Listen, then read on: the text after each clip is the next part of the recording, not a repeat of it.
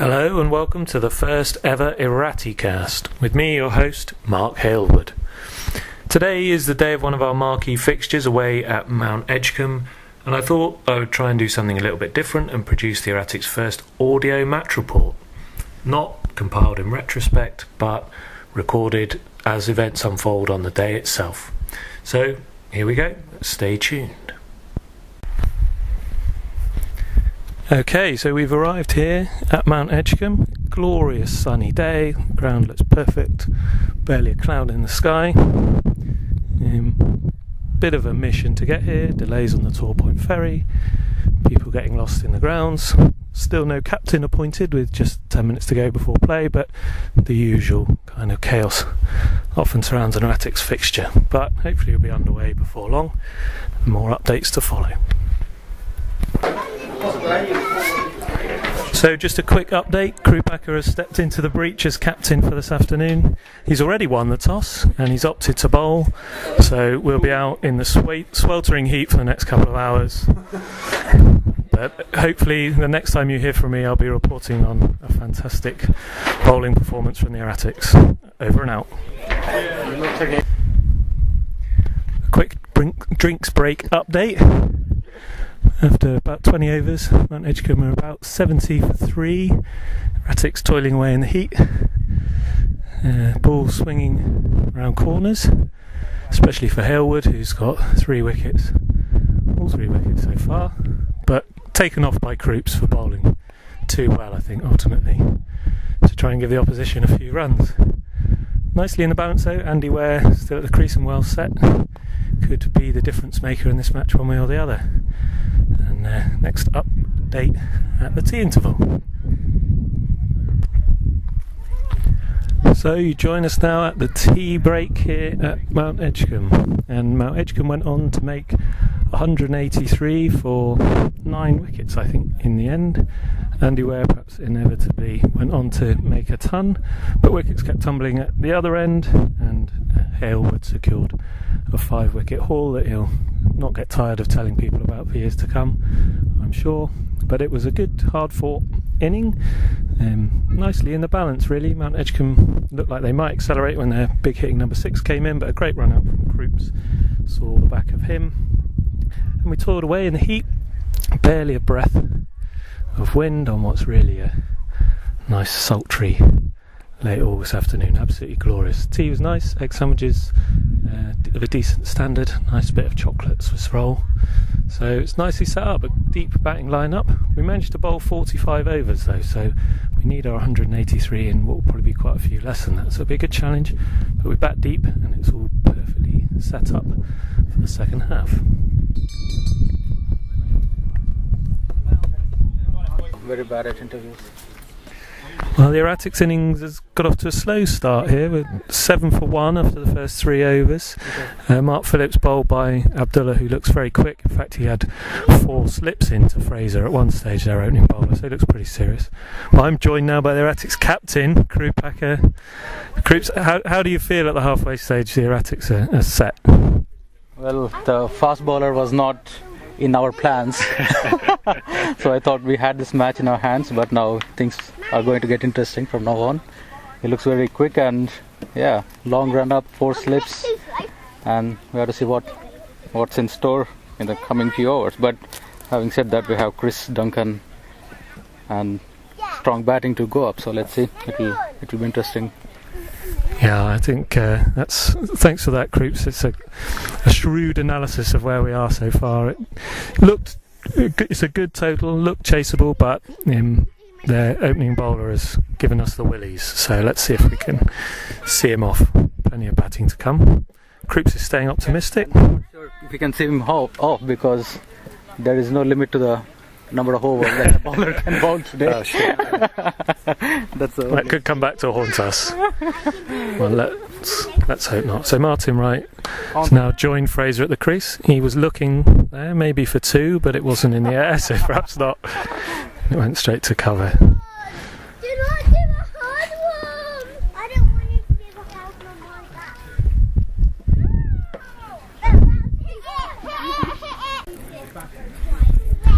Oh, Martin Wright has just fallen to Abdullah. God. Oh, we've got a query here. Where have the babies gone? We don't know your baby's gone. No. It's trouble, isn't it? A lot, Martin. What do you think of the cricket so far? But it is. Yeah? But where's my white ball? Your white ball? Oh, it was over there. Yes. Quick moving away. Sorry for that interruption there. Martin is now back at the pavilion, leg before wicket, although he was indicating he might have got a nick on it, but it kept a bit low. But it looks like Abdullah might cause us a few problems here. Erratics 7 for 2, and let's just say a slow start. Plenty to do. How do you feel, Chris? What are our chances from here? Chris Farrow, Erratics living legend, utterly speechless at the current situation. We'll be back with better news hopefully shortly. First or second time I played here. And they had this young chap, 15, 16, looked about 19, playing. Brian Carpenter was on our side. We found out this guy's name, James Burke, and Brian recognised the name from somewhere, which is always a bad sign. And I think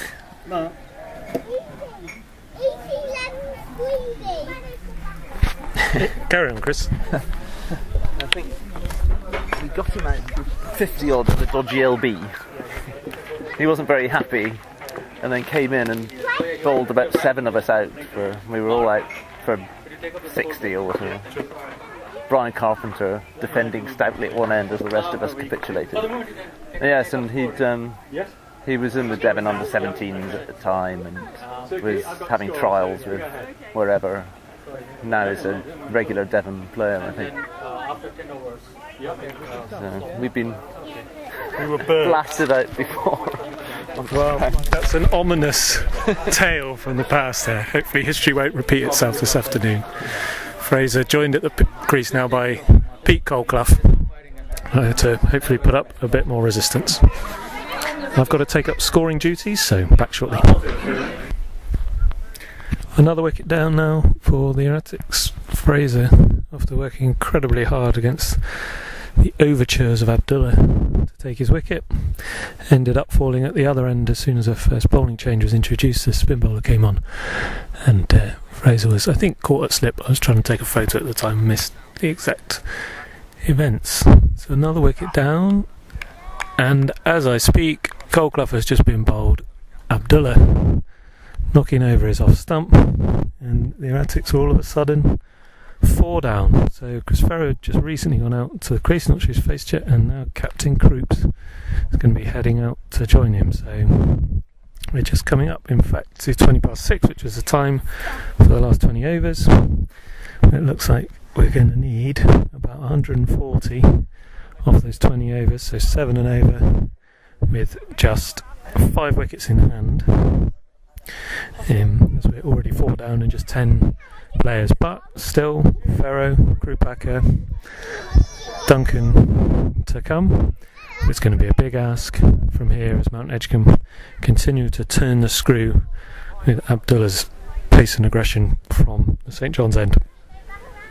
A spin bowler now come on from the other end, but whether the Erratics can try and pick up some of those 7 and over they need from him, we'll have to wait and see. Very hazy now, tide report creeping in as inlets are starting to turn into sheets of slate grey, but still wonderful scenes here. Well, it's getting a bit lively now. The Erratics are 113, still for 4. Croops and Farrow going well, 10 overs to go. Croops has just brought up his 50, he's playing some lovely shots now and taking the aerial route when necessary. So the Erratics need 72 of the remaining 10 overs, so still 7 and over, which means Chris and Croops have been scoring at 7 and over during the course of this partnership. So it's nicely set up, but the sun's starting to come back out, which could be a problem behind the bowler's arm, but it's brought the views back to life from up here. Tide report pretty much fully in now. The inlets are filling up. So the sun, the late evening sun glimmering off the water. Croops is really getting into his groove. Chris is making him run as many as he possibly can, despite having a bad back. These two looking good, it's getting exciting. Left arm seamer, still on from the St John's end. Groups on strike. More adjustments in the field, men going back on the boundary now in response to groups heading. So in comes our man again. Oh, Groups tried to play a little scoop, a little dink I think, and missed it. Big appeal, Pete Goldclough umpiring, not interested. Missing the off stump, I think he just indicated. Of course the big question here is whether Abdullah might be brought back on if the Erratics look likely to chase this down, but no sign of him yet. In comes his left armour again. Groups doesn't quite time this, it just trickles back to the bowler.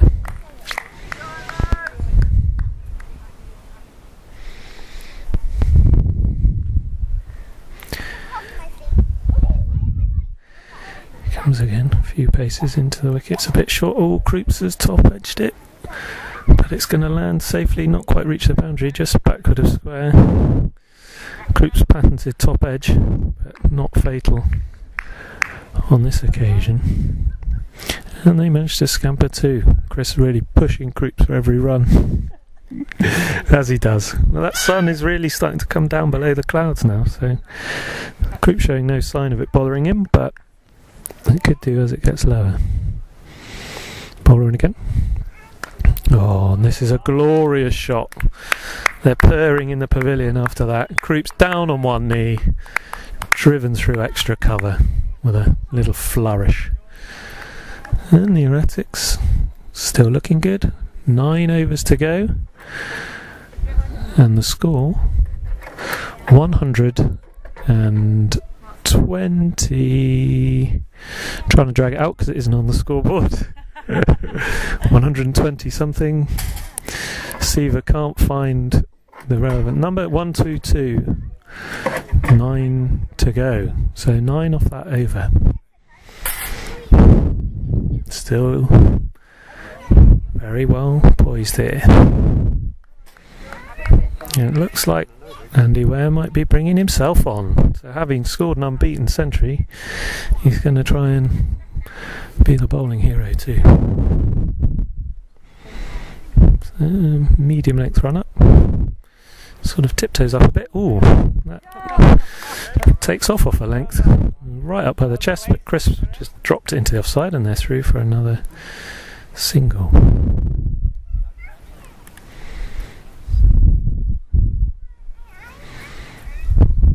The skipper again spins himself a catch. Entirely clear what he's bowling from this distance. He's spinning himself little leg breaks. Oh, and he's knocked Croops off stump back, whatever it was. It's done the job for Croops. So, one skipper bowls out the other. Is that going to be the crucial moment in this chase? He's batted gloriously for a very quick 50 plus there, Croops, but it's going to fall to Duncan with his bad guts to go out and try and keep Chris company. So, key moment there. More soon. Well, Duncan goes, just trying to play the big shot that we needed really now. 52 needed off 6. And Duncan trying to hit over the top, just missed one, hits the stumps. And that's the end of him, so 6 down. Andrew Forrester will now join Chris Ferry for one of their running sessions that they often put on together, I'm sure. But it's looking like a steep challenge now.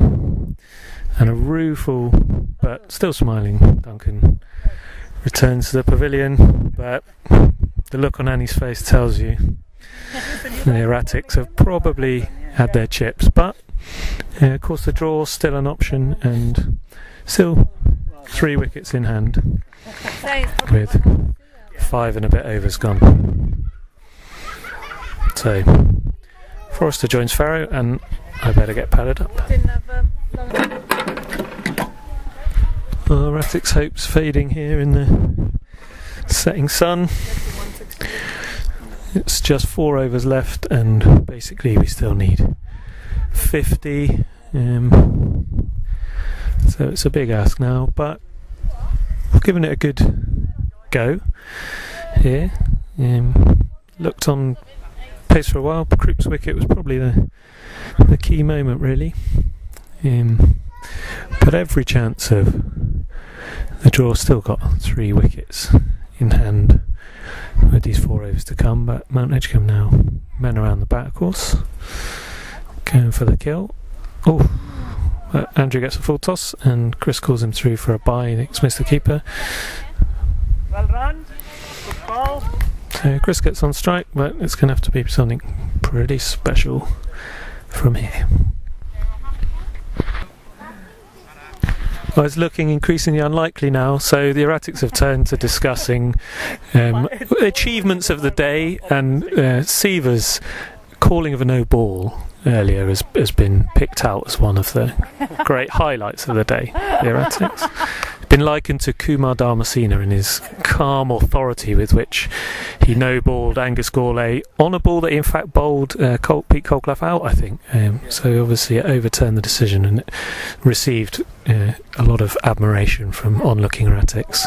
So we're taking the positives from the day already, but there are still 2 overs left, and a draw looks highly likely, but 40 needed off 2, so 20 and over off the last 2.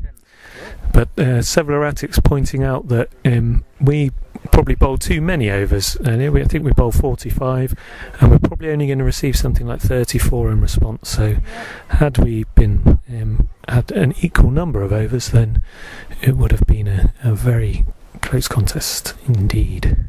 But that's the nature of timed cricket. If you bowl first, then you're likely to have fewer overs, but not normally 11 difference. But there's still a chance if Chris can. And I think we're just playing for what will be a well-deserved draw. I've been encouraged to stop talking now, so my own achievement. Back to the studio. Well, that's a wrap. The Erratics just comfortably saw off the last couple of overs to draw the game. 149, I think, the final score. And with 3 wickets in hand, if we'd only had a few more overs, it would have given both sides really a better chance to win. We might have chased it. They might have been able to bowl us out if we'd have been closer to having 40 overs each, or at least 40 overs each. And our colour commentator Martin Wright has arrived late in the day to give a poetic description of this glorious scene. That dear old thing, the estuary stretching like a plate glass mirror before us, and I've seen a dirigible. Well, there you go, Henry Blowhard joining us there. And that's it. A glorious evening, lovely day's cricket. It's a long way to come for a draw, but there you go. Silly old game, isn't it, really? And we're about to clap them off, so just listen to the wonderful sounds of an end of game applause. Croups reflections here on the outcome. What was this quote? I don't know, I forgot. Oh, he's got bashful all of a sudden. I said it's easy to manage as a skipper 10 fielders than 11. Well, that's probably true, yeah. Good skipperly insights. The fewer fielders you got, the fewer fielders that are standing in the wrong place. So Erratics all changed and off to the pub. The real purpose and highlight of the day.